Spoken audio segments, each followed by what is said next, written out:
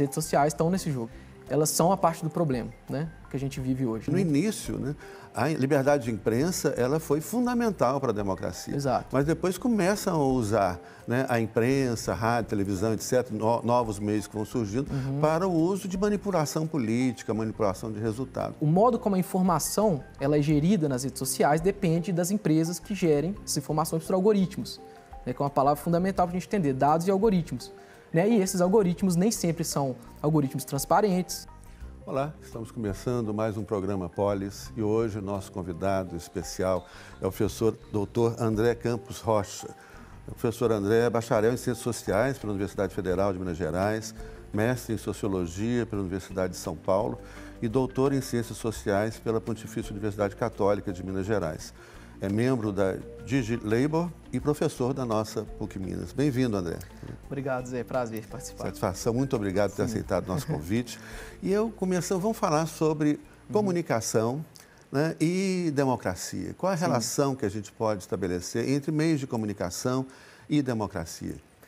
Sim, Zé. Eu acho que essa relação é bem, vamos dizer assim, ambígua, né? Eu acho que a gente não pode pensar as democracias contemporâneas, né, sem os grandes meios de comunicação.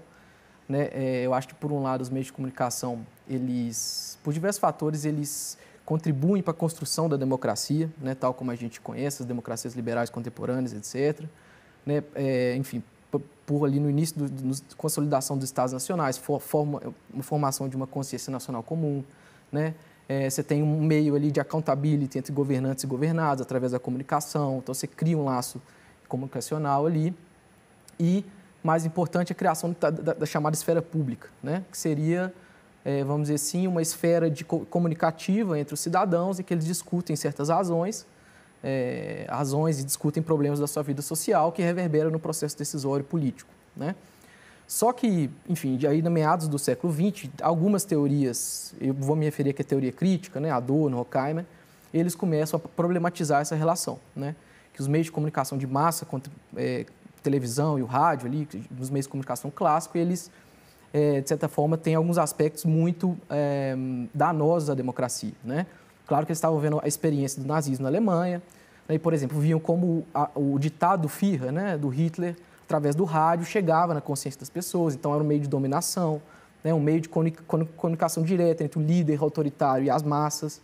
Né? Então, começa uma grande problematização entre essa relação meio de comunicação e democracia. E hoje, acho que uma dimensão fundamental para a gente pensar a crise da democracia contemporânea é a ideia das redes sociais, né? Os meios de comunicação mais... Pois é, eu queria saber... Mas, assim, a gente tem algo que é muito interessante, é que, assim, no início, né, a liberdade de imprensa ela foi fundamental para a democracia. Exato. Mas depois começam a usar, né, a imprensa, rádio, televisão, etc., novos meios que vão surgindo para o uso de manipulação política, manipulação de resultado.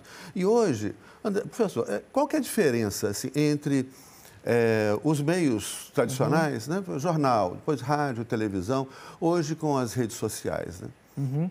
Bom, aí a gente vê essa ascensão das plataformas digitais, das redes sociais, né, que são plataformas digitais. A gente primeiro tem uma diferença, vamos dizer assim, positiva, que é uma ideia de que não há uma comunicação mais unilateral entre um emissor e um receptor de mensagem. Né? Na verdade, as redes sociais, elas só sobrevivem com alimentação externa de conteúdo por terceiros. Né? Qualquer um pode ir lá na rede social, colocar seu conteúdo, etc. Então, por um lado, você tem uma abertura, né? Uma abertura comunicativa, né, para as pessoas contribuírem no debate, vamos dizer assim. Mas, por outro lado, né, o modo como a informação ela é gerida nas redes sociais depende das empresas que gerem essas informações por algoritmos, né, que é uma palavra fundamental para a gente entender, dados e algoritmos. Né, e esses algoritmos nem sempre são algoritmos transparentes. Né? Claro, as grandes redes sociais elas têm finalidades comerciais. Né? E esses grandes algoritmos, na medida em que eles conhecem as nossas preferências, enfim, nossos gostos, né? De forma muito, muito granular, né?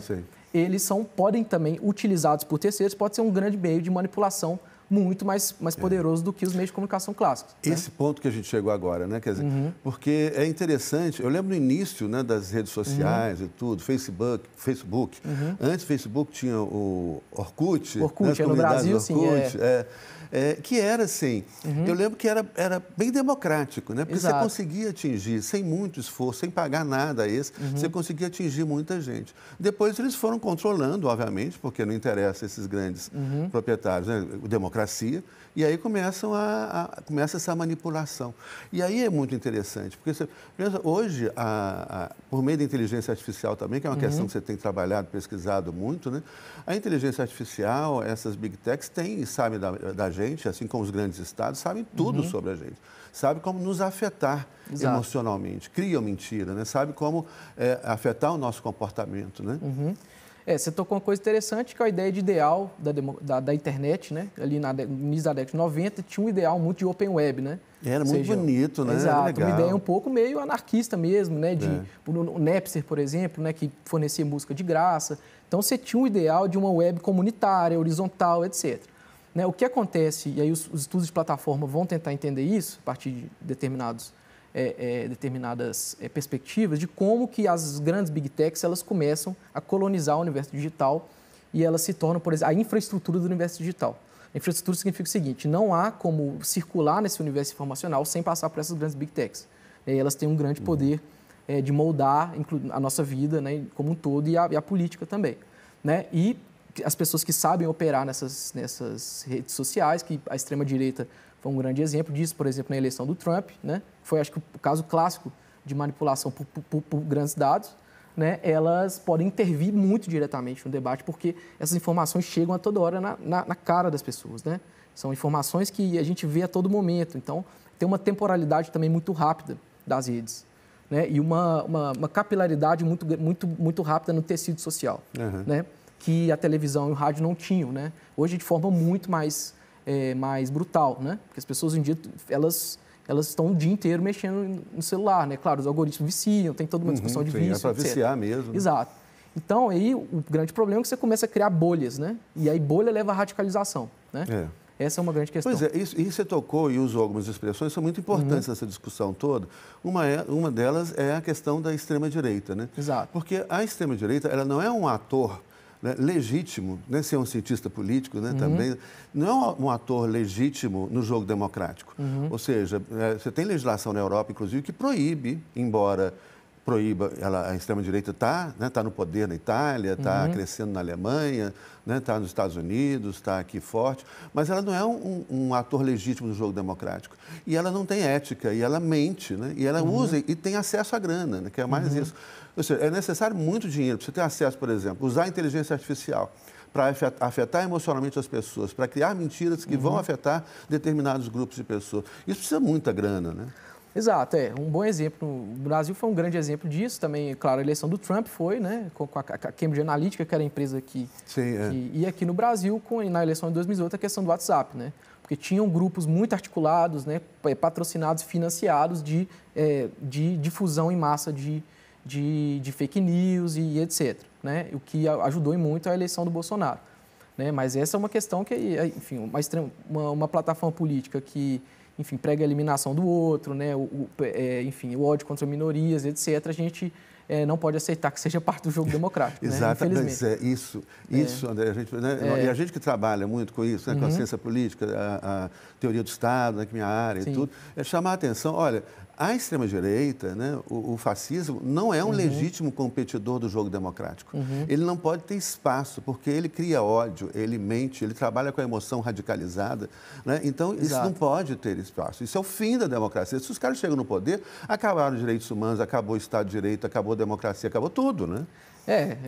Acho que o Brasil, nós brasileiros, a gente vivenciou muito bem o que foi. Nós venciamos, né? E é uma ideia um pouco isso, assim, né? E uma ideia de flerte com a destruição mesmo, com a morte. Né? Na pandemia, a gente viu isso, como que foi passar a pandemia com o Bolsonaro, enfim, fazendo piada de gente sem ar, né? Isso é uma coisa que esse é o fascismo, né? Esse é o fascismo. E as redes sociais estão nesse jogo, elas estão, né? Voltando um pouco ao tema, elas são a parte do problema, né, que a gente vive hoje, né? Elas são parte do problema, não é o problema todo. Acho que também esse tipo de manipulação, ela tem uma insatisfação de base, né, com a sociedade capitalista de hoje, né? Enfim, com todas as suas crises, etc. Mas as redes sociais são parte grande do problema, né, que a gente está. Pois é. E aí eu estava tentado, né? Até conversamos antes, né, dessa programa, de fazer assim, é óbvio que a pergunta ela é muito difícil, não dá para responder nesses 12 minutos. A gente pode fazer um outro programa também, aliás, a gente tem um monte de coisa para aprofundar essas questões. Mas assim, fico imaginando como defender, porque uma coisa, tem até um livro com esse nome, né? É possível democracia sem verdade factual? Essa eu acho que é a prova de fogo que a gente está vivendo hoje, né? Porque o problema de rede social, extremismo, né? Extremismo de direita e a questão das bolhas, né? É a questão da radicalização. E radicalização você cria um universo discursivo e epistêmico mesmo que não consegue comunicar, né, com as outras pessoas, né? Então, verdades que a gente tomava como verdades evidentes, verdades que tinham um certo consenso, né? Eu gosto muito de que no Brasil a imagem do Serra vacinando o Lula, né? Porque ali você tinha os dois polos antagônicos da política brasileira, PSDB e PT, mas no meio uma questão fundamental. Comum, saúde é pública. Importante, vacinas funcionam, o SUS é importante, etc. Né? Quando você começa a questionar esse tipo de coisa, que era uma coisa que para nós não tinha nenhuma dúvida que era uma coisa importante, aí você começa a derrubar o solo normativo, né? Do que a gente entende por consenso, alguma coisa do tipo, né? Então, essa pergunta é a prova de tudo que nós estamos vivendo hoje, né? Se a gente vai conseguir sobreviver, né? Pois é muito desafiador, muito louco, né? Cada vez também a inteligência artificial coloca na boca de uma pessoa falando alguma coisa que ela nunca falou. E assim, enfim, o desafio está aí, nós vamos ter eleição ano que vem, né? Vamos ter eleição ano que vem, né? Vamos ver como que nossas instituições vão lidar com a eleição, porque assim, a questão vai ser complicada, a gente já viu em outras eleições, né? E vai ser uma guerra muito forte no âmbito comunicacional. Né? Uma das coisas que as redes sociais colocam, eu acho que para a política, né, é que ela coloca uma temporalidade muito rápida para a política. Né? Sim. Porque o compasso da política ele já não segue aquela separação entre governantes e governados, e os governantes podem ter um tempo de pensar e raciocinar sobre as políticas. A dinâmica comunicacional das redes sociais está ligada à dinâmica política. Né? E é uma dinâmica muito rápida, né? De viralização, de trends, né? Etc. Né? André, acabou o nosso tempo. Já acabou. É muito Precisaremos rápido, de outro né? programa. Sim, a gente precisa. Mas, olha, com certeza, eu acho que o Brasil está mostrando para o mundo, né? Muita maturidade política das suas instituições, do Poder Judiciário forte, cumprindo a lei. Isso é muito importante para nós. E vamos torcer, né? As nossas instituições vão resistir a esses ataques. Gente, André, muito obrigado por ter aceito o convite. Prazerzão. Né? Muito obrigado pela audiência. Grande abraço a todas e todos. E até o nosso próximo programa.